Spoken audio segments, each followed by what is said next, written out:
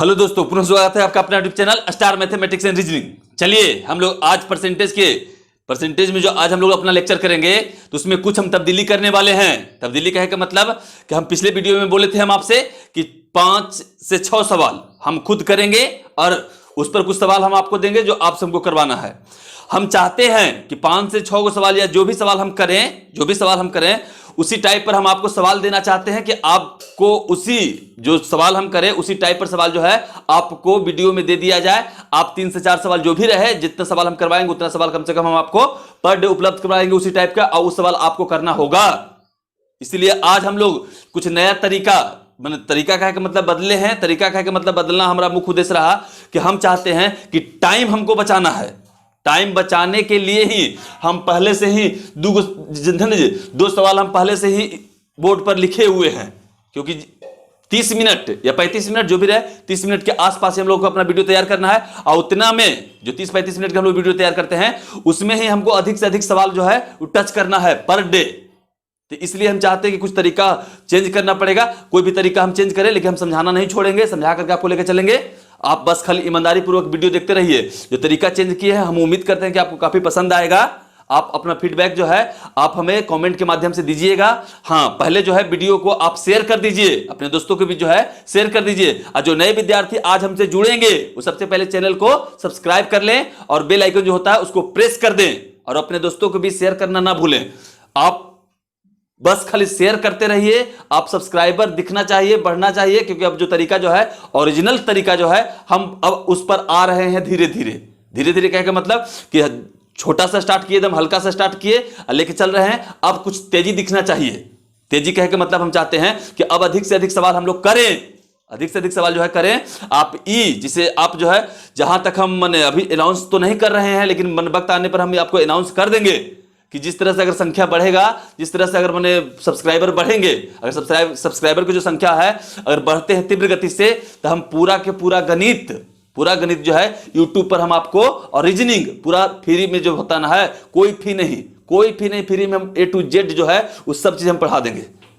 बस सब्सक्राइबर के ऊपर डिपेंड करता है कि कितना सब्सक्राइबर बढ़ते हैं। आप लोग किस तरह से शेयर करते हैं, आप लोग शेयर कीजिएगा, जब दिखाई पड़ेगा हम आपको कहीं पर कभी भी दिक्कत नहीं होने देंगे। इस बात को गारंटी पहले भी दिए हैं, आज भी दे रहे हैं। आपको कभी भी दिक्कत नहीं होगा। आप देखते चलिएगा किस तरह से हम लोग आगे बढ़ते हैं। तो हम उम्मीद करते हैं कि आप लोग इस तरीका को जो हम नया अपनाए हैं उस तरीका को आप एंजॉय कीजिएगा, देखिएगा। आप कमेंट में जो है आप जरूर लिख के भेजिएगा कि हाँ किस तरह का बात आपको पसंद आया, और न तो कुछ और तब्दीली की अगर जरूरत है तो आप हमें कमेंट में लिख के भेजिए। हम तब्दीली करने के लिए तैयार हैं। तो चलिए देर न करते हुए हम लोग स्टार्ट करते हैं। ध्यान दीजिएगा, सवाल हम पहले से ही 2 लिख लिए हैं। इस चलते सवाल लिख लिए हैं क्योंकि हमको टाइम बचाना है। टाइम जो है हमको अब बचाना है। ऊपर में सवाल देखिए, हम तरीका आपको पूरा दे दिए हैं। तरीका में कोई कटौती नहीं, तरीका जितना भी था हम आपको दे दिए हैं। अब देख रहे हैं सवाल को, खाली जिस तरह से हम करते हैं उसी तरह से आपको सवाल करना है। तो ऊपर वाला सवाल हम पढ़ रहे हैं। ऊपर वाला सवाल देखिएगा, यहां लिखा हुआ है कि हाँ ध्यान दे, यहां लिखा हुआ कि चुन्नू अपने आय का 40% कार के पेट्रोल पर, समझिएगा भाषा, यहां लिखा हुआ है, ये सब समझिएगा। पहला ऊपर वाला सवाल पढ़ रहे हैं तो यहां लिखा हुआ कि चुन्नू अपने आय का 40% कार के पेट्रोल पर शेष का 1/5 बच्चों के फीस पर और बची हुई राशि को अपने भोजन पर खर्च करता है। यदि उसका कार के पेट्रोल पर खर्च 400 रुपया हो तो बताएं कि उसे बच्चों का फीस कितना देना पड़ा। सबसे पहले ईमानदारी पूर्वक शांति से सवाल एक से अनेक बार पढ़ लीजिएगा, ठीक ना। और उसके बाद जिस तरह से हम करते हैं उस तरह से बस आपको करना है। जिस तरह से हम करते हैं ना उसी तरह से आपको करना है, एक्स्ट्रा माथा नहीं लगाना है। देखिए कितना सरल कर देते हैं गणित को हम। एकदम खास करके वैसे विद्यार्थी को जोड़िए जिनको गणित से डर लगता है, गणित से कहीं ना कहीं बहुत डरते हैं, रीजनिंग से डरते हैं। उन सब को हम आप लोगों से अनुरोध कर रहे हैं, आप लोग एकदम शेयर कीजिए इसको खूब। हम आपको कभी भी दिक्कत नहीं होने देंगे। तो चलिए ध्यान दीजिए, सवाल आप लोग अपना पढ़ लिए, अब हम सॉल्व करना चाहते हैं। तो इसीलिए हम लिख लिए हैं, ध्यान दीजिए, 2 सवाल लिख लिए कि हमको टाइम बचाना है। तो पहला सवाल, जब ऊपर वाला जो सवाल है जब इनको सॉल्व करेंगे तो हम सवाल ढंग से ध्यान दीजिए कि चुन्नू अपने आय का 40% कार के पेट्रोल पर शेष का 1/5 बच्चों के फीस पर और बची राशि को भोजन पर खर्च करता है। यदि उसका कार के पेट्रोल पर खर्च 400 रुपया हो तो बताएं कि उसे बच्चों का फीस कितना देना पड़ा, उसे बच्चों का फीस कितना देना पड़ा। ये हमसे एग्जामिनर सवाल किए हैं, अब हमको उत्तर देना है। उत्तर जो है हम देते हैं। तो सबसे पहले ध्यान दीजिए, हम सॉल्व कर रहे हैं ऊपर वाला सवाल। तो चुन्नू अपने आय का कितना 40% ना, ध्यान दीजिएगा 40% कार के पेट्रोल पर खर्च कर रहा है। तो कार के पेट्रोल पर कितना कर रहा है 40%। अब समझिएगा, यहां एगो शब्द लिखे हैं हम आपको आय, यहां एगो शब्द लिखे हैं आय। तो अपने आय का जो भी इंसान की जितना भी आय हो वो अपने आप में कितना होता है 100%। जो भी इंसान अगर कोई 10 रुपया कमा रहा है तो 10 रुपया उनका आय है, वो अपने आप में कितना है 100%।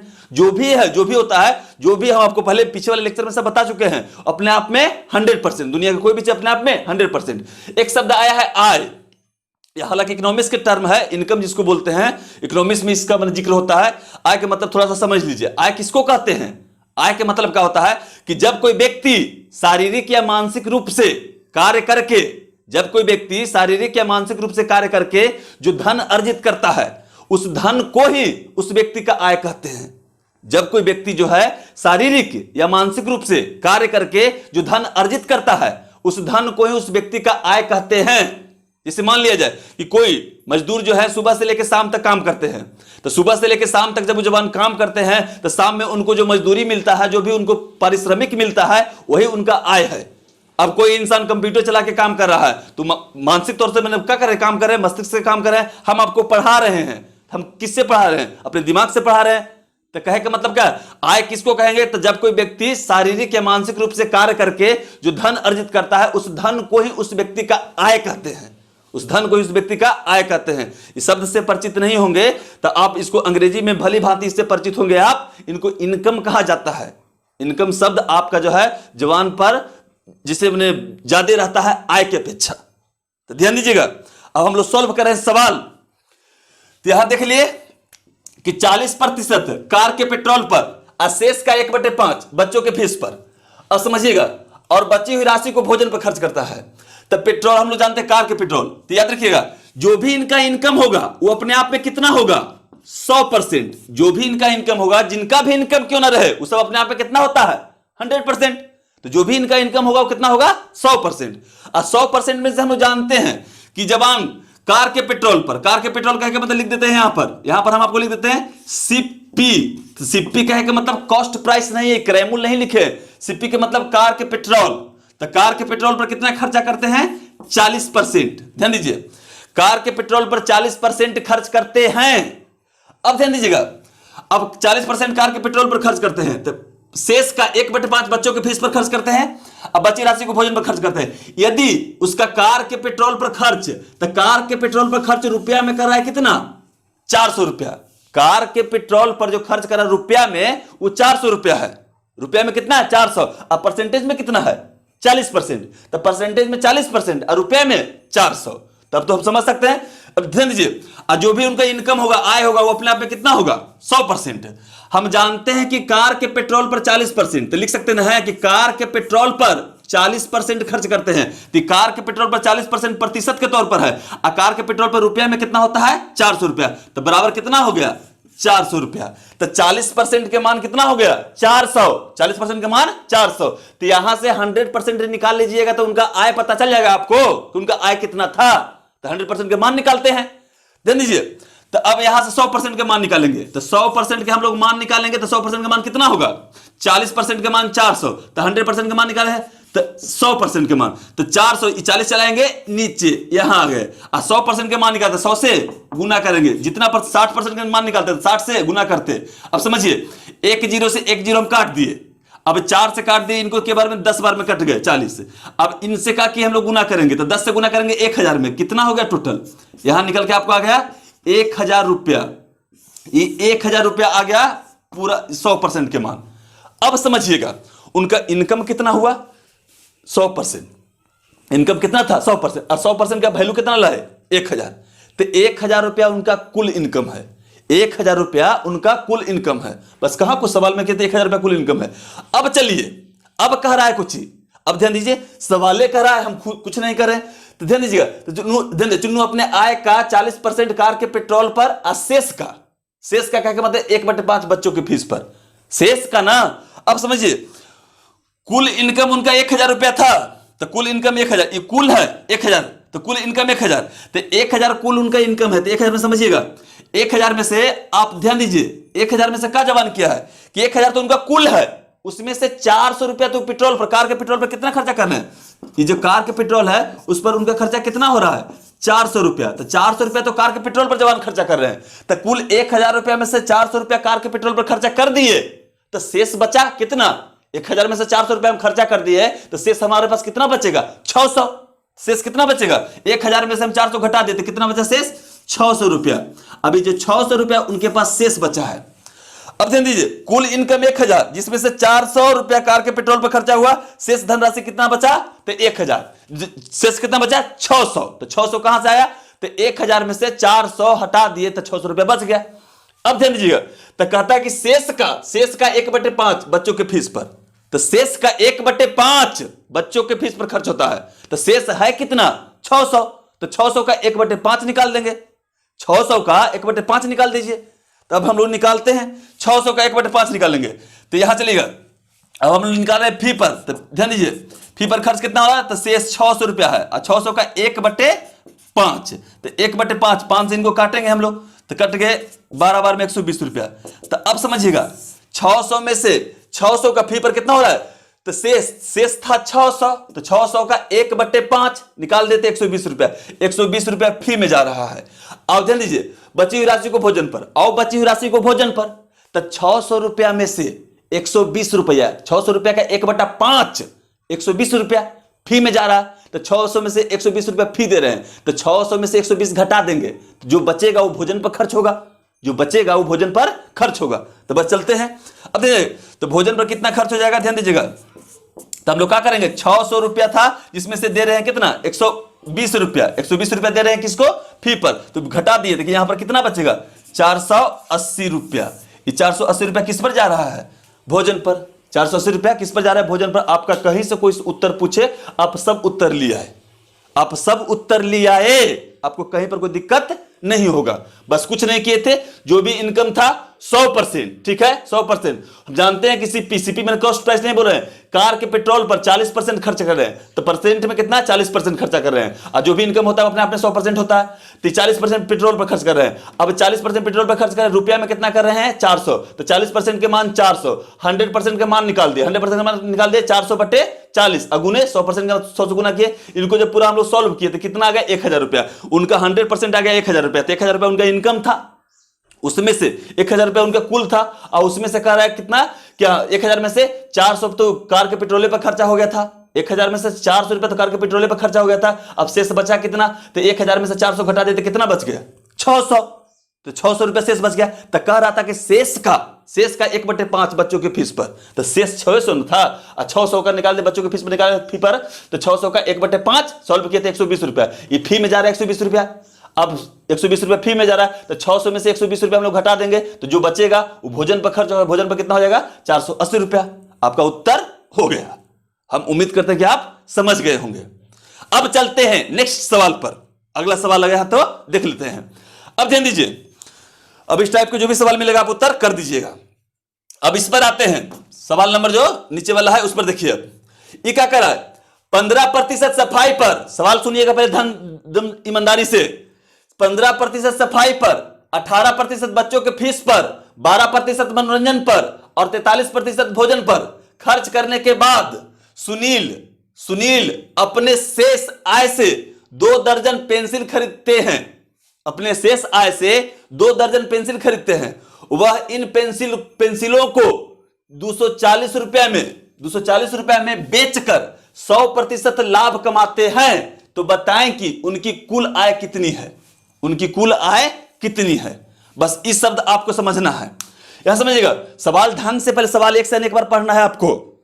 तो 15% सफाई पर, 18% बच्चों के फीस पर, 12% मनोरंजन पर, और 43% भोजन पर खर्च करने के बाद सुनील अपने शेष आय से 2 दर्जन पेंसिल खरीदते हैं।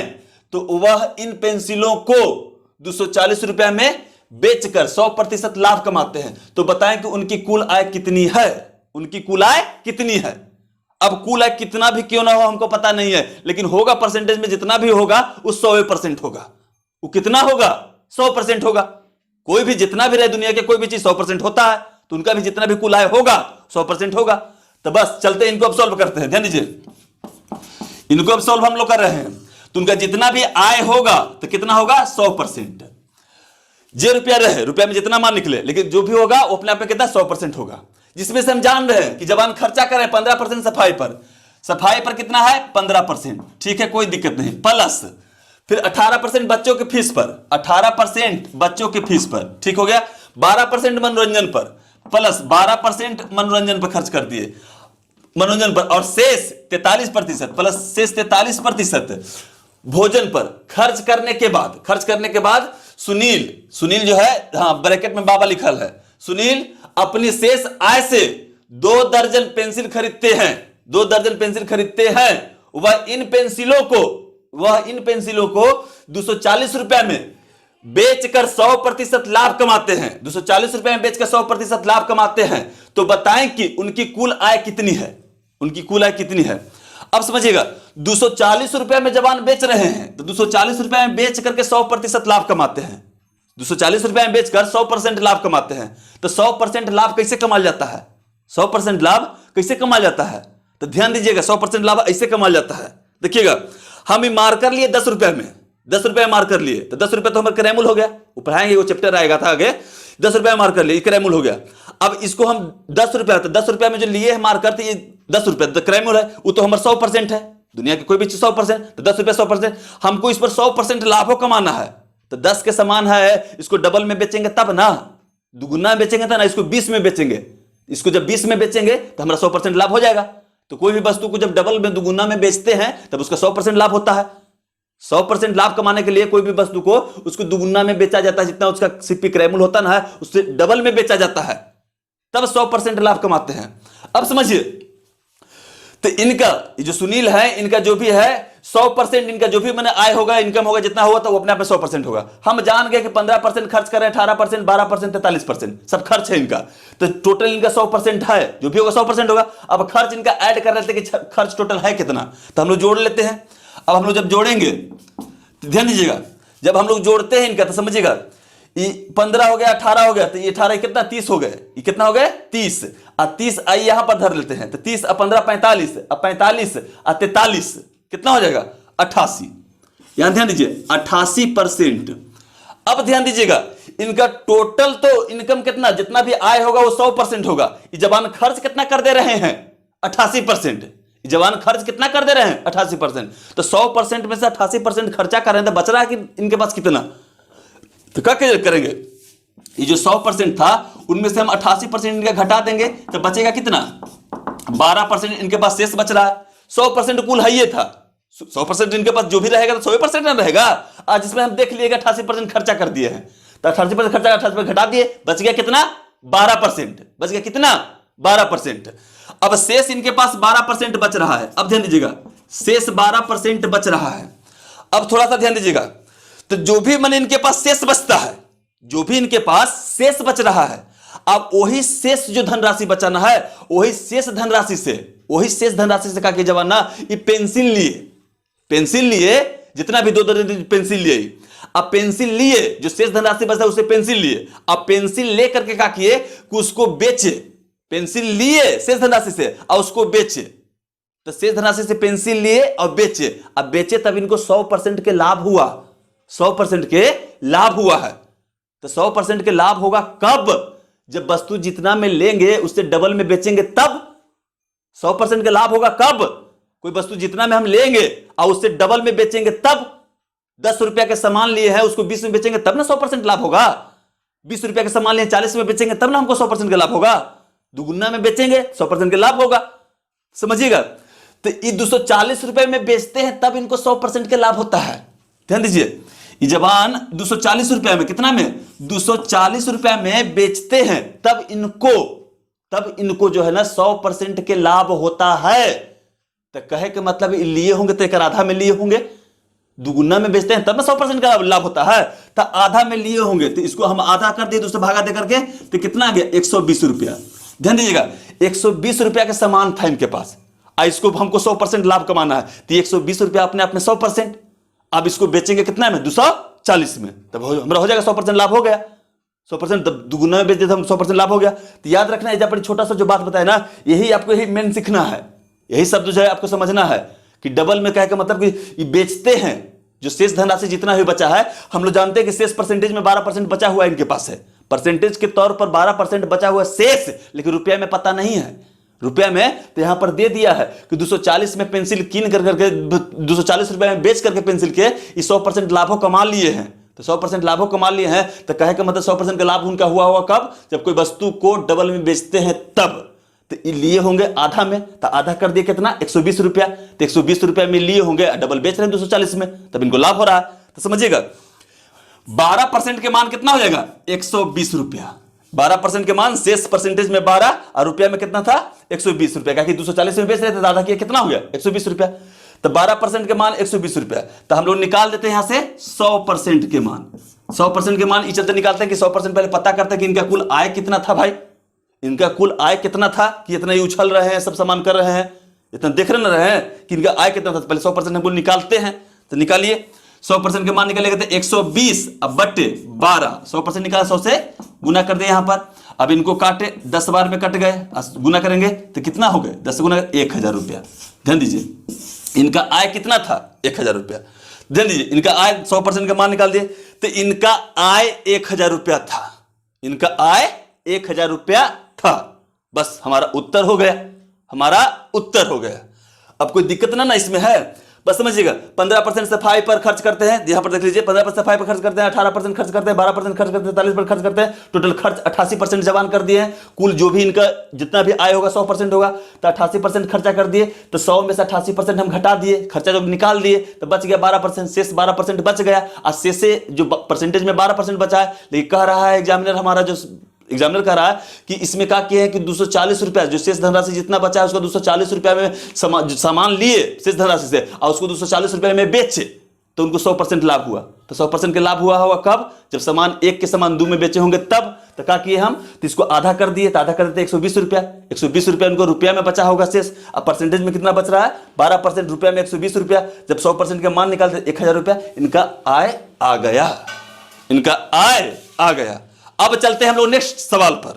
सवाल जो है नेक्स्ट सवाल पर आप ध्यान दीजिए। अब इसको हम मिटाते हैं। अब सवाल को एकदम ढंग से समझिए। पहले सवाल को पढ़ करके आपको समझ लेना, उसके बाद आपका अपना उत्तर देना है। पहले सवाल समझ, सवाल डिमांड क्या कर रहा है, सवाल मांगना क्या चाह रहा है। सवाल एक से अनेक बार पढ़ के आवश्यकता हो तो एक से अनेक बार पढ़िए, लेकिन उसका पहले मतलब समझिए, वो चाहता क्या है। सवाल समझिए, रेखा अपने मासिक वेतन का 30% अपने भाई की शिक्षा पर व्यय करती है। अगले माह जब उसके वेतन में 360 रुपया की वृद्धि हो जाएगी, अगले माह जब उसके वेतन में 360 रुपया की वृद्धि हो जाएगी, तो वह फैसला करती है कि उसका भी आधा अपने भाई की शिक्षा पर व्यय करेगी। तो इस प्रकार उसका कुल खर्च जो है 810 रुपया हो जाएगा। तो बताएं कि उसकी वर्तमान वेतन कितनी है। मान लेवल कि रेखा नाम की कोई महिला है, ठीक है। अब जॉब करते होंगे या कुछ जिसे नौकरी करते हैं, काम करते हैं, प्राइवेट हो सरकारी, कुछ भी मैंने जॉब करते हैं। तो वो कहते क्या है, समझिएगा, उनका कहने का अर्थ क्या है। वो साफ साफ शब्दों में हमसे कह रहे हैं कि अपने मासिक वेतन, उनको जितना भी पेमेंट मिलता ना है, उनको जितना भी पेमेंट मिलता है उसका 30%, उनको जितना पेमेंट मिलता होगा अपने आप में 100% होगा। अपने आप में जितना भी पेमेंट मिलता होगा 100%। तो समझिए, इनको सॉल्व करने जा रहे हैं हम लोग, ध्यान दीजिएगा इधर। जब सॉल्व करने जा रहे हैं तो रेखा के जितना भी पेमेंट मिलता होगा, जो रुपया मिले, हमको पता नहीं रुपया में कितना ले, लेकिन हम जानते हैं कि परसेंटेज में 100% होगा। परसेंटेज में कितना होगा? 100% होगा। अब समझिए, तो रेखा अपने मासिक वेतन का 30% अपने भाई की शिक्षा पर व्यय करती है। फैसला करते हैं कि जितना भी उनको मंथली मिलता है उसका 30%, जो भी मैंने 30% अपने भाई की शिक्षा पर व्यय करेंगे। जो भी उनका भाई होगा उनकी शिक्षा पर व्यय करेंगे, कितना? 30%। अब समझिए, तो 30% अपने भाई की शिक्षा पर व्यय करती है। अगले माह उसके वेतन में 360 रुपया की वृद्धि हो जाएगी। ध्यान दीजिएगा, अगले माह हो सकता है कि अगले माह उनका मतलब पेमेंट बढ़ने वाला होगा, अगले माह से उनका पेमेंट जो है बढ़ेगा। तो उनको पता है कि अगले माह जो है, अगला जो महीना लगेगा उसके बाद उनको 360 रुपया और बढ़ जाएगा। तो कहते हैं कि जब 360 रुपया हमको और बढ़ जाएगा ना, तो उसका भी आधा, 360 रुपया जो हमको बढ़ जाएगा पेमेंट, तो उसका भी आधा अपने भाई की शिक्षा पर व्यय करेंगे। तो मान लिया जाए कि उनका जितना भी पेमेंट होगा उसका 30% तो अपने भाई की शिक्षा पर व्यय कर ही रहे हैं। 30% भाई की शिक्षा पर व्यय कर रहे हैं और स्कूल धरा दिया है, स्कूल में फी लगता होगा तो 30% दे रहे हैं। लेकिन जब फैसला करते हैं कि जब अगले माह हमको पेमेंट जब बढ़ेगा तो उसका भी क्या मतलब आधा, जो 360 रुपया बढ़ने वाला है उसका भी आधा, 360 रुपया के आधा मैंने क्या करेंगे, कोई ट्यूशन वगैरह धरा देंगे, कोई ट्यूशन साइड से धरा देंगे, तो आप समझिएगा उनका आधा, तो 360 रुपया के ये फैसला करते हैं कि अगले माह से, तो अगले माह से जब उनका पेमेंट बढ़ेगा 360 रुपया, ठीक है, तो उसका आधा, तो आधा करने के लिए दूसरे भागा देंगे, कोई भी चीज को आधा करने के लिए दूसरे भागा दिया जाता है, तो इसको काटेंगे हम लोग तो कितना हो गया, यहां करें 180 रुपया, ध्यान दीजिए, तो 180 रुपया, तो ये अगले माह से उनका स्कीम है, अभी हुआ नहीं है, ये प्लान बना रहे हैं कि अगले माह से जब हमको 360 रुपया बढ़ जाएगा तो उसका आधा जो है अपने भाई की शिक्षा पर व्यय कर देंगे, ट्यूशन वगैरह धरा देंगे। अब समझिए फैसला करते हैं कि 180 रुपया उनको खर्चा में बढ़ जाएगा, क्या मतलब आधा करेंगे तो 180 रुपया हो गया। अब देखिएगा तो फैसला करते हैं कि उसका भी आधा भाई की शिक्षा पर व्यय करेगी, तो इस प्रकार उसका कुल खर्च 810 रुपया हो जाएगा। तो कहे के मतलब कुछ है कि 810 रुपया हो जाएगा कब, जब ये 360 रुपया मिलता है, इसका आधा 180 रुपया, इसका आधा 180 रुपया जब भाई के शिक्षा पर आओ व्यय कर देंगे ना, तब जाकर के उनका कुल खर्च कितना हो जाएगा 810 रुपया। ये 810 रुपया भी खर्च कुल नहीं है, ये हो जाएगा, लिखेगा 810 रुपया हो जाएगा, तो हो जाएगा कब, जब 360 रुपया के आधा 180 रुपया वो जब खर्चा करे लगेंगे भाई के मेरे शिक्षा पर और ना, तब ही हो जाएगा। अभी इतना नहीं, 800 रुपया हो जाएगा लिखा हुआ है, तो कहे के मतलब क्या है कि ये 180 रुपया, ये 180 रुपया, ध्यान दीजिए, ये 180 रुपया जो है इसमें कहे के मतलब क्या है कि 810 में समाहित है। इस सवाल ने कह रहा है हमको से कि जब फैसला किए हैं कि आधा, तो 360 रुपया के आधा 80 रुपया खर्चा करेंगे, तो वो जब 180 रुपया खर्चा करेंगे तो 180 रुपया खर्चा करेंगे तब जाकर उनका कुल खर्च उनके भाई पर कितना हो जाएगा 810 रुपया। तो 810 रुपया हो जाएगा, लेकिन अभी पेमेंट बढ़ा नहीं है, अगला महीना का बात है, अगला महीना से पेमेंट, तो अगला महीना से पेमेंट बढ़ेगा तब वो खर्चा करेंगे 180 रुपया और तब जाकर के 810 रुपया होगा। तो अभी कहे के मतलब कि 180 रुपया इनसे निकालना पड़ेगा हमरा, ये तो 180 रुपया ज्यादा ना समाहित है, तो 180 रुपया निकालना, ध्यान दीजिए। तो यही कहना चाह रहे हैं हम आपको कि अभी शिक्षा पर कितना खर्च कर रहे हैं, तो अभी शिक्षा पर खर्च करें 810 रुपया, ये हो जाएगा कब, जब ये 180 रुपया इसमें समाहित मैंने कर देंगे तब अगले माह से, तो 180 रुपया इसमें समाहित है, तो इसको हम घटा लेते हैं, 180 रुपया घटा लिए, तो जब 180 रुपया घटा लेते कितना आ गए, जब इनको हम लोग घटा लेंगे तो कितना आ जाएंगे, 0 हो गए, आई कितना हो गए, ये 3, आई कह के मतलब कितना हो गए, यहां पर ध्यान दीजिए, साथ में से गया था 630 रुपया। तो अभी शिक्षा पर जो ये मोहतरमा है अपने भाई के जो शिक्षा पर जो है ना अभी कितना खर्चा कर रहे हैं 630 रुपया, अगले माह में जब इनका पेमेंट 360 रुपया बढ़ेगा तो उसका आधा करेंगे अपने भाई की शिक्षा पर, तो 180 रुपया, तो 630 में 180 जोड़ देंगे तो 810 रुपया हो जाएगा। ये प्लान चल रहा है इनका, ये जो है ये स्कीम बना रहे हैं। तो ध्यान दीजिए, अब हम लोग आ जाते हैं सवाल पर। परसेंटेज में कितना खर्चा कर रहे थे 30%, और रुपया में कितना खर्चा कर रहे हैं 630 रुपया, तो 30% के मान कितना हो गया 630 रुपया, तो यहां से 100% निकाल लेंगे हम लोग, तो यहां से अपना 100% निकालेंगे तो इनका कुल आय पता चल जाएगा, तो 100% निकालते हैं, तो 630 बटे 30% था 30, अब यहाँ 100 से गुना करिए, 100% का मान निकाल रहे हैं, यहाँ से इनको काट दिए 1 से 1, अभी 3 से काटेंगे इनको, 21 63, 21 से गुना कर देंगे 100 में, कितना हो गया 2100 रुपया इनका पेमेंट अभी मिल रहा है। ये आपका आंसर हो गया। भाषा समझिएगा जो हम समझाना चाह रहे हैं, सवाल में कौनो कोई दम नहीं है, बशर्ते समझ में आना चाहिए। ध्यान दीजिए, रेखा अपने मासिक वेतन का जो भी है वो फैसला करती है कि जितना भी पेमेंट मिलता है होगा 30% अपन भाई के शिक्षा पर व्यय करेंगे, 30% कुल जितना भी पेमेंट मिलता होगा 100% होगा, उसका 30% अपने भाई की शिक्षा पर व्यय करेंगे। लेकिन कहते हैं कि अगले माह में जब हमको 360 रुपया और बढ़ जाएगा पेमेंट, महीना जब उनका मंथली बना अधिक हो जाएगा 360 रुपया, तो फैसला पहले से वो प्लान बना के खड़ी है कि उसका भी आधा जो है ना अपने भाई की शिक्षा पर व्यय करेंगे। तो 360 रुपया के आधा करते तो 180 रुपया खर्चा करेंगे, तब इस प्रकार जब 180 रुपया और जब खर्चा करेंगे तब जाकर उनका खर्च हो जाएगा 810 रुपया। तो 810 रुपया हो जाएगा वो पेमेंट कहेगा अगले माह से वो 180 रुपये जोड़ दिए हैं, तब उनका कुल खर्च होगा भाई की शिक्षा पर 810 रुपया। तो 810 रुपया होगा कब, जब 180 रुपये जोड़ दिए होंगे तब। तो अभी तो 180 रुपया नहीं मिला, वो अगले माह का प्लान चल रहा है, 180 घटा लेंगे हम, तो वही का 810 में से 180 घटा लिए तो 600, 630। तो 630 अभी वर्तमान में भाई की शिक्षा पर खर्च कर रहे हैं, तो 630 परसेंटेज में कितना कर रहे हैं 30%, और रुपया में कितना कर रहे हैं 630। तो 30% के मान 630, 100% के मान अपना निकाल लिए, कितना है 2100। तो 2100 इनका कुछ ही था, पेमेंट था, इनको 2100 महीना मिल रहा था, इनका जो पेमेंट था 2100 का। हम उम्मीद करते हैं कि आपको पूरी तरह से बात समझ में आ गया होगा। अब चलिए नेक्स्ट सवाल पर, अब आते हैं इस पर। इस सवाल है, ध्यान दीजिए, किसी संख्या का 4/5 उसी संख्या के 60% से 70 ज्यादा है, तो उस संख्या का 23% कितना होगा। सवाल सुनिए, किसी संख्या का 4/5 उसी संख्या के 60% से 70 ज्यादा है, तो उस संख्या का 23% कितना होगा। कुछ नहीं करेंगे, अब किस संख्या का हमको मालूम नहीं है, जब इनको सॉल्व करते हैं, ध्यान दीजिए, जब इनको हम लोग सॉल्व कर रहे हैं तो देखिएगा, अब किसी संख्या, तो हम लोग मान लिए संख्या, मान लिए कितना 1, हम लोग मानते हैं x, तो x के मान निकालते हैं, मानते हैं y, तो y के मान निकालते हैं, मानते हैं z, तो z के मान निकालते हैं, मानने हैं 1, तो 1 के मान निकालेंगे। माना कि संख्या कितना है 1, तो 1 के मान निकाल देंगे। अब इस संख्या 1 मान है, तो इस संख्या का, किसी संख्या का 4/5, तो 1 के 4/5, एक संख्या जो है मान है इसका 4/5, तो इसका 4/5 करेंगे हम लोग, तो कितना होगा, ये संख्या 1 है, इसका 4/5, इसका 4/5 कर दिए, तो 1 का 4/5। उसी संख्या का, कहे कि मतलब कि इसी संख्या का, यही 1 का, उसी संख्या के 60% से 70 ज्यादा है।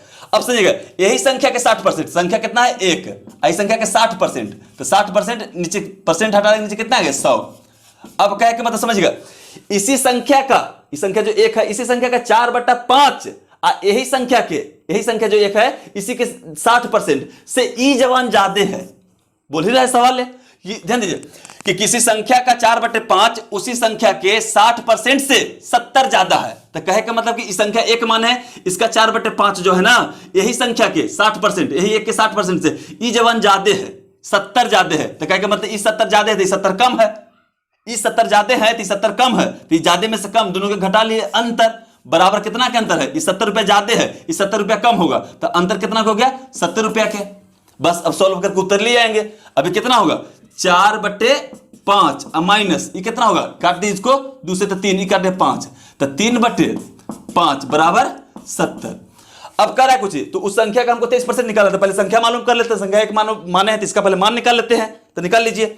अब ध्यान दीजिए, बेसिक में पढ़ते सेम बेस रूल, तो कोई दिक्कत है तो लघुत्तम 5 ले लीजिएगा, 4 में से 3 का कितना होगा 1, लघुत्तम सेम बेस रूल में आता है, तो इधर दीजिए 5, तो इधर ये कितना लघुत्तम लीजिएगा, तो 5, ये 5 से 5 हो गया, तो 4 हो गया ऊपर, फिर -3, तो कितना 1 बच गया, 1/5 बराबर 70, तो 1/5 बराबर 70, तो हमको संख्या मान है 1, तो 1 के वैल्यू निकाल लेना, 5 के भेज देंगे, 5 बटा में है, ऊपर जाएगा तो गुना में हो जाएगा, तो 1 के मान कितना आप लिया है, 1 के मान लिया है 70 गुने 5, 70 गुने 5, कहे के मतलब 7×5 = 35, आगे संख्या का मान कितना 350, तो 350 संख्या था आपका।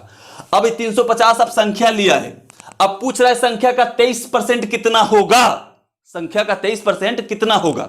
अब उत्तर लाइए, बोलिए आप 23% कितना होगा। आपको पीछे वाला वीडियो में ही ना बताते आ रहे थे कि 22%, 23%, 24% कितना होगा, आपको बोले थे ना। तो 300 हमको 23% पूछ रहा है, तो हमको निकाला 350 का, ऐसे भी आप निकाल सकते हैं इसे डायरेक्ट। तो ध्यान दीजिए, तो ये 350 का 23%, तो ये 350 का हमने निकालना चाहते हैं 10%, तो एक अंक के बाद दाहिनी तरफ से एक अंक के बाद दशमलव बैठा दिए, तो हो गया कितना 35 रुपया, 10% हो गया 35 रुपया, 10% हो गया 20%, 35 दूना के 70 रुपया, 70 रुपया 20% हो गया। अब हमको 23%, 3% और निकालना है, तो 1% निकालने वाला बताए थे हम आपको, 1% क्या बताए थे कि 2 अंक के बाद दशमलव बैठा देते हैं, 2 अंक के बाद दशमलव बैठा दिए, तो 3 रुपया 50 पैसा 1% के मान, 3 रुपया 50 पैसा 1% के मान, 2% के मान कितना 6 रुपया, ये हो जाएगा 98 1 रुपया 7 रुपया, 3% के मान कितना हो जाएगा 9 रुपया, 1.5 रुपया हो जाएगा 10.5 रुपया, 10.5 रुपया होगा ना। हम लोग लाए थे कितना 20% के मान कितना लाए थे, 1% के मान 10% के मान 35 रुपया, 20% के मान 70 रुपया, और फिर यहाँ लाए 1% के मान 1.5 रुपया, 2% के मान 7 रुपया, और 3% में 10.5 रुपया, जोड़ देते हैं 10.5 रुपया, और उधर लाए थे 70 रुपया। तो हम 23% जब निकाल दिए, तो 23% जब इनका 23% ना निकाले, इनका 23% निकाले, तो कितना हम लोग चला है 700 रुपया, वो हो गया हम लोग कितना 70 रुपया हो गया, 80 रुपया 50 पैसा, ये हमारा आंसर हो गया। हम उत्तर उम्मीद करते हैं कि आप अब ले आइएगा, उत्तर जो है आप लोग ले आइएगा। पीछे वाला वीडियो ध्यान से देखिएगा, तब उत्तर लाने में आपको कभी भी दिक्कत नहीं होगा। अब आपको पूरी तरह से बात हम आपको समझा दिए, अब आपको दिक्कत नहीं है। अब इस पर हम कुछ सवाल देंगे जो आपको करना है। आप कमेंट में जो है उसका उत्तर आपको भेजना होगा। कमेंट में आपको उत्तर भेजना होगा। अधिक से अधिक शेयर कीजिए इसको, अधिक से अधिक शेयर कीजिए। हम इसको मिटा के जो है आपके बोर्ड पर सवाल लिख देते हैं। तो चलिए ध्यान दीजिए। अब ये रहा आपका सवाल, ये रहा आपका सवाल जो आपको खुद करना है। आप खुद कर करके कमेंट में जो है आप अपना उत्तर दे सकते हैं। कमेंट में अपना उत्तर दे सकते हैं। आपको सवाल जितना भी हम टाइप पढ़ाए, टर्म पढ़ाए, उसी पर आधारित है। कौनों कोई थोड़ा सा भी चेंज नहीं है। आप हम उम्मीद कर सकते हैं कि आप लोग मैंने सब सवाल को आराम से कर लीजिएगा। आप लोग जो है सवाल को ईमानदारी पूर्वक कर लीजिएगा। जो सवाल हम लिखे हैं, 4 कुछ सवाल लिखे हैं, चार सवाल हम आपको पढ़ाए और 4 सवाल उसी पर दिए। आप उत्तर कमेंट में इसका जरूर दीजिएगा। अब वीडियो शेयर करना मत भूलिएगा। एक बार सवाल पढ़कर सिर्फ हम सुना देते हैं कि कहीं पर हो सकता है दिखाई ना पड़े। तो पहला सवाल है, राम अपने आय का 30% स्कूटर के पेट्रोल पर खर्च, जान लीजिए, स्कूटर के पेट्रोल पर शेष का 1/4 मकान के किराए पर और बची हुई राशि को भोजन पर खर्च करता है। यदि उसका स्कूटर के पेट्रोल पर खर्च 300 रुपया हो तो बताएं कि उसे मकान का किराया कितना देना पड़ा। पहला सवाल। दूसरा पढ़ते हैं, 20% दूध पर, 10% कपड़े पर, 50% भोजन पर और 5% बिजली पर खर्च करने के बाद दीपक अपनी शेष आय से 2 दर्जन मोजों का जोड़ा खरीदता है। वह ध्यान दीजिए, 2 दर्जन मोजों का जोड़ा खरीदता है। 2 दर्जन मोजों का जोड़ा खरीदता है। 2 दर्जन मोजों का जोड़ा खरीदता है। वह इन मोजों को 120 रुपए में बेचकर 100% लाभ प्राप्त करता है। तो बताएं कि उसकी कुल आय कितनी है। ये भी दूसरा सवाल। तीसरा, सुनीता अपने मासिक वेतन का 20% अपने पुत्र की शिक्षा पर व्यय करती है। अगले माह जब उसके वेतन में 170 रुपया की वृद्धि हो जाएगी तो वह फैसला करती है कि उसका भी आधा अपने पुत्र की शिक्षा पर व्यय करेगी। इस प्रकार उसका कुल खर्च 645 रुपया हो जाएगा। तो बताएं कि उसकी वर्तमान वेतन कितना है। अब चलिए अंतिम सवाल। किसी संख्या का 3/5 उसी संख्या के 40% से 35 ज्यादा है तो उस संख्या का 80% क्या होगा। उत्तर आपको लाना है। वीडियो अधिक से अधिक शेयर कीजिए।